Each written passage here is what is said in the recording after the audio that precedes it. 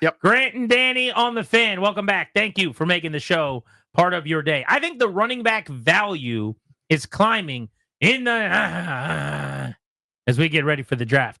Here are some of the points that I would bring up. Read a good story on this, ESPN.com. Obviously, the reason for the conversation is Ashton Jeanty, who was the first running back invited to the Heisman ceremony since 2017. Anybody remember who the running back was in 2017 that was invited to the Heisman Trophy ceremony? The last one before Ashton Jeanty. Open to anyone. Mark Ingram? No. Toby Gerhart? No. Michael James? No. Love the guesses. Keep them going. Derrick Henry? Saquon Barkley? No. Somebody has said a player that went to the same school as the player. LeGarrette Blount? No. Derrick Henry? No. I said that. Bryce Love? Yes. Clarity. Whoa, wow. Let's What a go. pull. Bryce Love. Drafted by the Washington Redskins. Oh, wow. Who he would never play for. He had like a degenerative Didn't knee he? problem. Didn't he play for them though? Weren't people excited about him for 4 years? Well, they were Remember? very yes is the answer to that, but he did not play.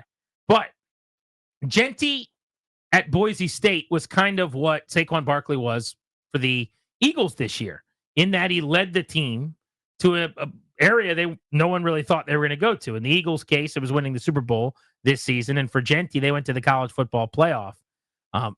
He was quoted as saying it's a great time to enter the league as a running back because the value's back at the position and there's going to be money coming back in.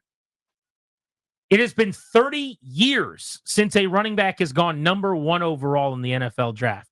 Anybody care to guess who the last running back to go 1-1 was? 30 years ago this year.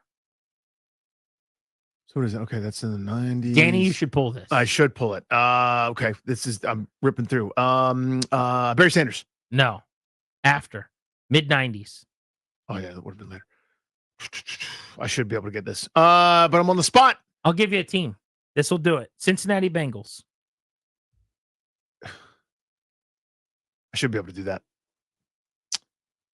It's after Ickey Woods. I thought this would be easy, honestly. It probably is. He played for the Washington Redskins and Marty Schottenheimer in 2001. Oh, come on. Just tell me I'm not going to pull it. He went to Penn State. Kajana Carter? Yes, there it is. Okay, God dang. Kajana Carter. Ugh. Last time a running back went 1-1, bro. 30 years ago. So the debate they had at the start of this story was, will we ever see it again? So let's start there before I get into the value climbing. Do you think we'll see a running back go first overall in our lifetime? I do. It's all. You do? Everything is cyclical. Like, so what was undervalued becomes the floodgates open and everybody does it. Then what's overvalued, diminishes. And then the next most valuable position will be something else. We're going to go through cycles. Right now, everyone's concerned with stopping the deep pass. So it's a running back renaissance time. Like, you look at the top 10 rush attempt guys, I think 70% of them were first round picks. This is like the era that we're in right now. So yeah, I could see it. I can't see the running back position becoming valuable enough that you would take it over a quarterback or a tackle or something like that, even in our lifetime. And I could be wrong. Things change fast. But what I do think is it's possible that there's somebody that's just so special. Like what Jeanty did, but let's say it's at Alabama. What Jeanty did, but it's in the SEC at LSU or in the Big Ten at Ohio State or something. But he has the same numbers in the same year, and he's a little faster, and he's a little bigger. And maybe it's like Adrian Peterson, where people go, this guy's the greatest college running back who's ever lived, and someone needs an RB at 1, and that's the year that it happens. I guess that's possible. But Mel Kiper's got Jeanty going 6, and Amarian Hampton out of North Carolina going 12. So he's got 2 RBs in the top 12. That would liken to when Bijan Robinson went 8 to the Falcons, and then the Lions traded up to 12 for Jahmyr Gibbs, and everyone made fun of them, who we'll get to in a second. Kiper's got 3 backs going in the second round this year. 5 total in the first 2 rounds. Last year, Danny, there was 1 running back that went in the first 2 rounds of the NFL draft. And that is part of why I'm using that to say there is this feeling going into the draft like the tide has turned at the running back position again. And you ask people around the league, as they did in this story, why is that? Is it true? Has the tide turned a little bit? To use your parlance, is it a cyclical thing and the cycle has changed? Well, Barkley carried the Eagles to the Super Bowl. We just saw that happen. Former top 5 pick. Derrick Henry beat Father Time again. The last time we had 2 running backs in the NFL, the top two rushers, combine for over 3,700 yards. It was Sean Alexander and Tiki Barber in 2005. How about that? The sum of RB1 and RB2 in yardage. 05, 20 years ago. This year, almost 4,000 yards between the two. Barkley went for 2,000, could have gone for more, sat in the final week, would have broke the record. And Derrick Henry was just shy of 2,000 yards with the Ravens. But we almost had two 2,000-yard rushers in the same season, which is crazy. It's happened like 6 times ever. We've seen the Offensive Player of the Year.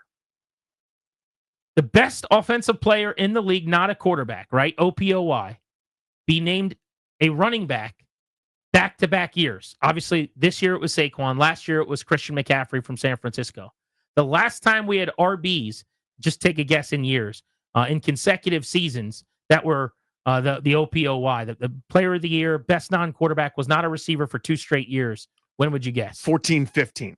05, 06. Oh, wow. Sean Alexander, LaDainian Tomlinson. There you go. Which was back when you were force feeding. Remember when like fantasy football? Oh yeah, it was like draft your horse. If you don't get one of those 3 guys at the top, totally. forget the year. And you also, I remember, I am old enough to remember when you used to start your fantasy draft by taking 2 running backs, or you were screwed. Like, oh, I'll get a receiver eventually, but I don't have my 2 running backs yet, so it can wait. Yeah, bell cow. In 1995, I mentioned this on the show yesterday. This was my favorite stat in this piece. There were 9 running backs that ran the ball 300 times. 9. In 2023, there were 0. Last year, we were back up to 6 different guys with 300 carries, including Barkley, who was 45 over the threshold, Henry, who was 25 over the threshold. If you look at the draft, since 1996, top 5 positions taken in the top 10. I know that's wordy, so I'll say it again. Top 10 picks, the 5 positions drafted most often. Since 96, quarterback is 1. Sure. Tackle is 2, wide receiver is 3, edge or defensive end is 4, and then DB is 5. So I guess they're putting corner and safety together. But do you realize there have been almost twice as many defensive backs taken in the top 10 as running backs since 1996? Isn't that shocking? Corners and safeties? There have been 43 DBs and just 23 running backs over a span of 30 years. In the top 10. Yeah, I would say that makes sense to me, just given where the league was emphasizing and was going. It's about passing effectively, and then stopping the pass. But that's through the early 2000s. That's the end of the 90s. That's during the great era of running backs we just talked about. I mean, it really kicks off in earnest with, greatest show on turf, and then the rise of Peyton Manning and Brady and company, and Aaron Rodgers, the prolific passing games, Drew Brees that everyone was copying. So I could see that. Bijan Robinson went for 1,450 yards. Falcons almost make the playoffs in a year where their quarterback's hurt and benched, and they go to a rookie at the end of the season. Jahmyr Gibbs, I will never forget draft night. I loved him as a player, but they got destroyed for trading up to take him at 12. Obliterated. You can't take a running back in the first round. You can't trade up and take Jahmyr Gibbs. What are you doing? They took him in 2023.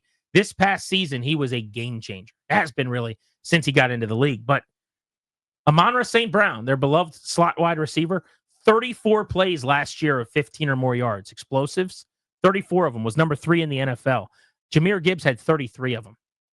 1 less than St. Brown, who ranked 3rd in the National Football League. And we care more now about explosives than we ever have, Danny, because we're getting smarter. The quote that they had in this story from Dave Canales, who talked to ESPN at the league meetings about this, said explosive plays are close to the turnover margin in terms of importance.